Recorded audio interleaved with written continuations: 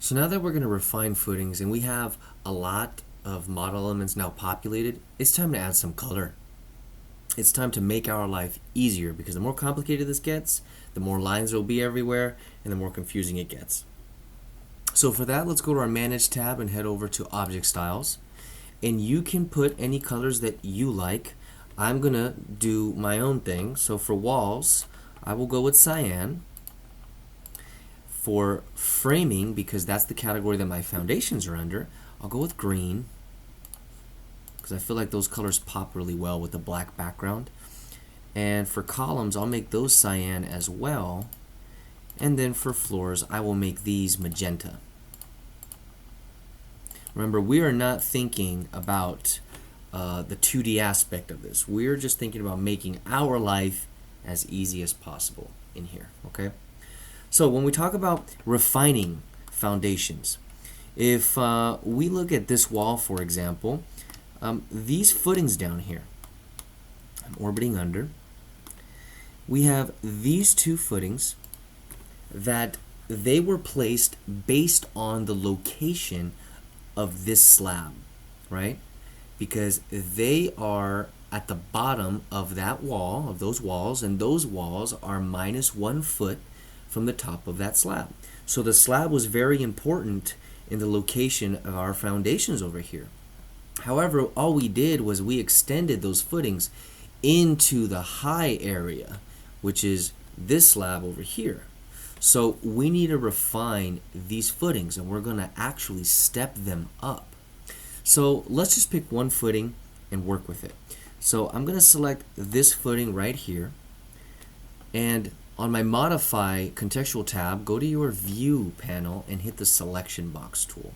What this does is it takes a invisible 3D section box and it crops it around just the element you select. If you don't have it turned on and you can't see it, it's because it's turned off. Remember, that's a keyword for visibility graphics. So let's go to VG and Annotation Categories, and you can just type in SEC and you can see my section boxes are turned off. And go ahead and hit OK. You can see it's just a section box, okay? When it comes time to remove the section box from this view, in the view properties, make sure if you're doing the if you're putting both of your palettes on top of one another, make sure you're in properties, and all you do is uncheck section box and the whole, you'll see the whole thing. All right. So let me do a quick undo, Control Z, and I'm just going to play with the height of this because I want to see both floors. See that? So now what I'm going to do, just to make my view a little bit more clear for me, is I'm going to turn off section box, but I'm also going to remove the transparency that I have applied to these floors. Because you can see we can see through the floor. So visibility graphics, let's go to floors first, and on the transparency column, hit this 50% and we'll clear overrides. That's 1. You can hit apply over here if you'd want to see it take effect. And now on your annotation categories, let's turn off section boxes and hit OK. Alright, so this is what we want to modify. We want to take this footing and step it up to meet that footing. Alright, so let me just pull this off to the right a little bit. I'm going to open up a plan view, level 1 plan view. And I already got a section through here. If you don't have a section through there, feel free to cut one. And I'm going to flip this over to the other side because this is the footing that we want to modify. If I do a window tile, WT, and I select that footing in my 3D view, you can see it highlights over here. So let's flip this footing around, this section around, and now let me double click on this blue head and turn it on, and open it, sorry. Okay, now I have 3 views open. My plan view, my section, and my 3D. So now let's do a window tile again, WT. And now this section I'm going to position it like this. And then this one I just want for viewing purposes, just so I can see it take shape, all right? In your section, if you want to see the entire building like that, go into your view properties and make sure that these 3 boxes are unchecked, all right? But you have to be active in your section 1. All right, so let's go in here and analyze this a little bit. Here are our 2 slabs that will have stairs there, right? And the way that this is going to be poured is there's going to be a little wall right here, a little foundation wall. So I'm just going to draw a line, DL. Just going to draw a line here just to represent, okay, Kevin, don't forget there's going to be a wall there. And I will copy that over by 8 inches. Okay. Now, to step this footing, you need 2 important dimensions. The thickness of the original footing that's there, which is 24 inches deep, and you need the location of the footing that you are going to step to, which in this case is that guy right there.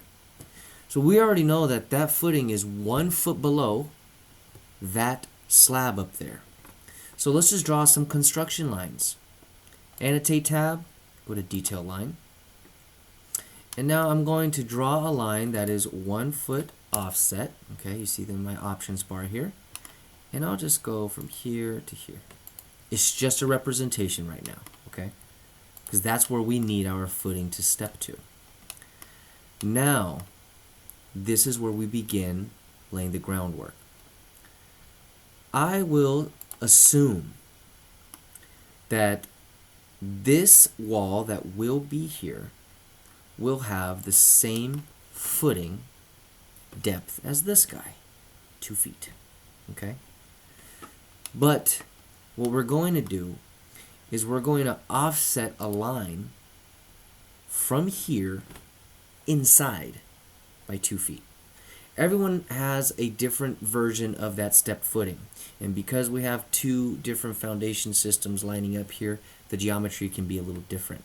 So we'll just keep it simple. Take this line and we'll copy it in 2 feet. And we'll copy it over again by 2 feet. Okay. Now let's place a dimension. Let's go to annotate and let's put in a aligned dimension. And we're going to dimension from here, the top of slab, to that line that we drew first, which is the top of footing. So that number's correct. Now we come down to here, and we got 1 foot 9. Okay. So the max step on most stepped footing details is the thickness of the existing footing. In this case, 24 inches. So we're actually okay with just that space that we have there, which is 1 foot 9. If that 1 foot 9 dimension was 25 inches or 2 foot something, then we would have to add another step just to make it work. Okay.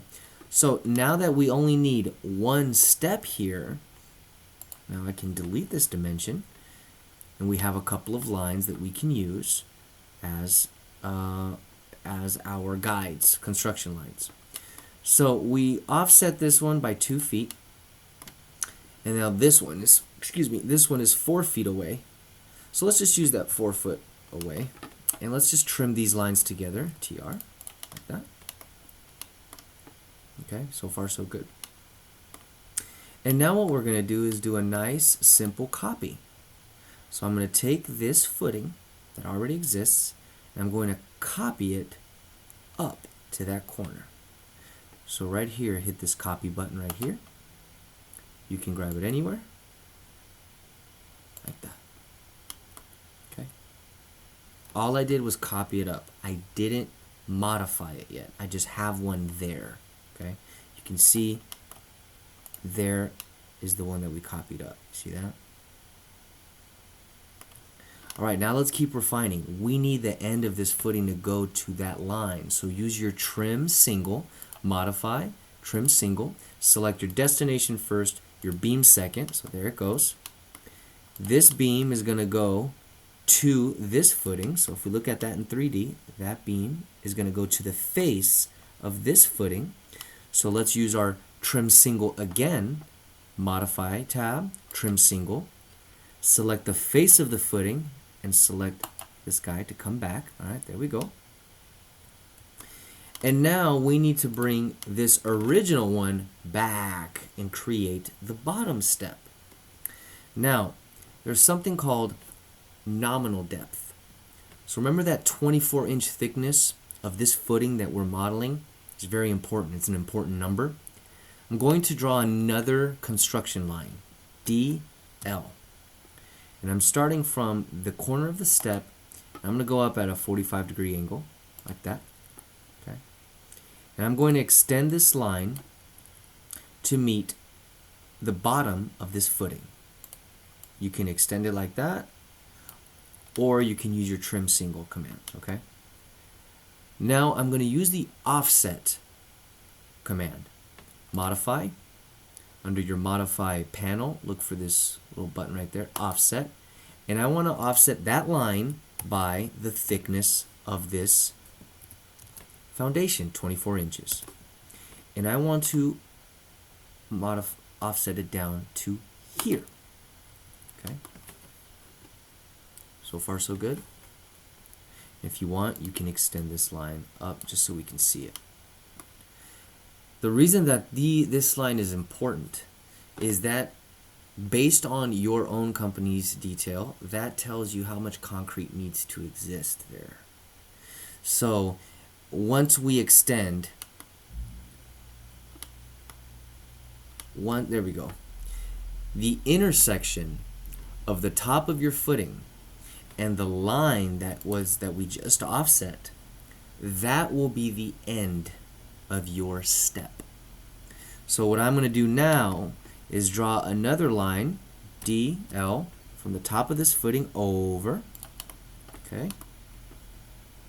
And to make my life easier, I'm going to isolate the line I just drew and hit Control on your keyboard. I'm going to isolate these two lines, and I'm just going to draw a vertical line down, DL, and draw this line down like that. You can extend it a little bit just so we can see. And now let's do a restore your view by hitting the glasses and hitting reset. This is a grid, so don't get confused with that. This is the line that we really want to emphasize. Now what we can do is a good old trim single. TS, trim single, select your destination first, your beam second, and there you go. That is what that step will actually look like in real life. Now we are not done. We did not make any changes to the actual wall. Remember the wall, if I hover over it, you can see in excuse me, in my 3D view what the true extent is. Now fight the mentality of saying, no, it's good. It's good. I don't need to modify it because it looks great for what I need. But remember, Revit is a very smart program, and it is keeping track of the numbers. How much volume that wall occupies, what the square footage of that wall is. So let's just modify it, and let's do that in 3D now. So in my 3D view, I'm going to maximize that window by going to my View tab and hitting Tab Views. And now I'm going to make my life easier. We want to modify our wall, and we have two foundation elements that will help us do that. So select your wall and both of these foundations, like that, and isolate the element, IE. Okay? Now all you got to do is hover over this wall and double click on it. Double click. It shows you the lines that are created by that, by the extents of the wall. So you see what the wall is doing. It's cutting into the beam or into that footing. So I'll use the Pick Lines tool, and I'll just pick, you see when you hover over, it highlights that surface. I pick that surface, and I pick this vertical surface. So now I got lines there that I can isolate again. So let's select our lines like this, and on your keyboard hit IE again, isolate element. Now all we got is our lines. We know exactly what we need to trim, TR. I want to trim these two like this, and this one. So now let's restore your view by going back to your bifocals and hitting reset. And now let's hit finish. And now as we look down there, it is wrapping around those footings. So you see the workflow that I took in this case? Could I have stepped my wall first and then used my wall as a reference to place my footings? Yes, you could have. This is where there is no specific workflow, but what I want to emphasize is we are using modeled elements to locate and refine other modeled elements. So let's play a little bit more on that, and remember that we need to add a little vertical bearing wall here for this slab step. So let's turn on that section box, visibility graphics, VG, annotation categories, and we'll go over to section boxes and turn that on. And I'm going to shrink this about here and pull this over a little bit until I see the other footing. There it is. That's the beginning of the other footing. Alright. And I'm going to hide this section box again by right-clicking on it. I hover your mouse over it until the cursor changes. Right-click and say Hide in View by Category. Alright. Now let's place a wall there here in 3D. Everyone follow along. Type in WA for wall if you're using the keyboard shortcuts that were provided. Now, instead of shotcrete exterior 8 inches, we need to create a new type. So let's hit Edit Type. Remember that our naming is communicating something to someone else who's seeing this, so let's hit Duplicate. And instead of shotcrete, let's call it cast in place. Let's just assume that they can't do shotcrete there. Cast in place. Instead of exterior, we'll say stairs. And our engineer says 8 inches works. Okay. And then on the structure, don't forget to change your materials. And let's look for walls and columns if you have them. We'll get into more detail about the beauty of materials later. And we'll hit OK. Remember, we are now about to place it. So let's hit Pick Lines. Okay. And now let's go straight into our options bar. The level that we're at level 1, correct. Do we want to go down or up in space? Actually, we want to go down. Because remember, down. Because level 1 is up here. So yes, we want to go down. How far down do you want to go? I want to go down by, let's say minus, not minus, a positive 5 foot. Okay. And the location line says finish face exterior. All right. Make sure you have the pick lines tool, selected. And now let's hover over this top edge, and you should see a hidden line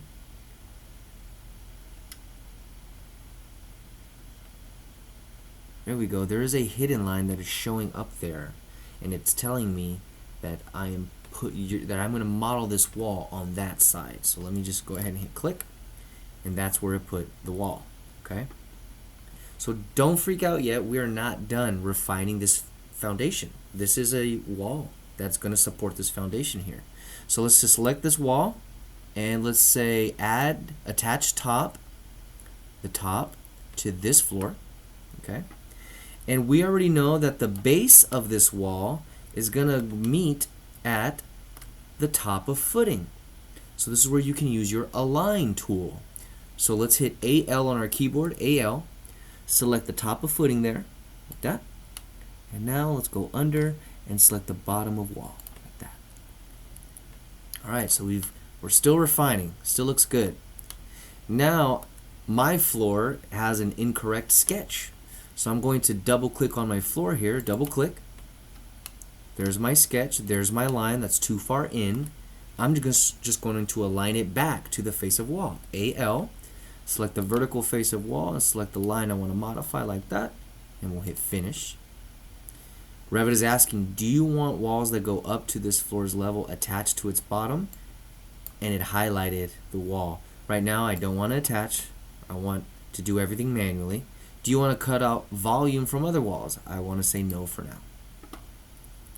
Alright, so it's starting to look like something. There is a wall right there. Now we just need to put a little footing under it. So let's select this wall foundation. Right click on it and say I want to create something similar to this. Okay. So what that did, and you can use that tool for anything else in Revit, it puts you active in the beam tool, in this case, whatever category that original element was, and it sets your type. So we want to make a new type. Let's go edit type. We will duplicate, and this is where we'll say wall foundation 2, and it's a 24 by 24. Okay. And on the width, we're just going to make sure to make that also 24 by 24. And we'll hit OK. Okay, we're not done. Now we got to model it. Let's hit pick lines, and let's pick the bottom edge of that wall like that. Okay. So I should still have my section open. So there is this footing that I just created. I'm going to center that footing on that wall. So AL for align. Select your destination first, which is the center of the wall, and now the center of the beam, and it modifies. And again, always check your 3D view to make sure that everything looks as it should. So just type in 3D, and we're just looking around to make sure that nothing is offset or at a weird angle, and you can see that everything is good.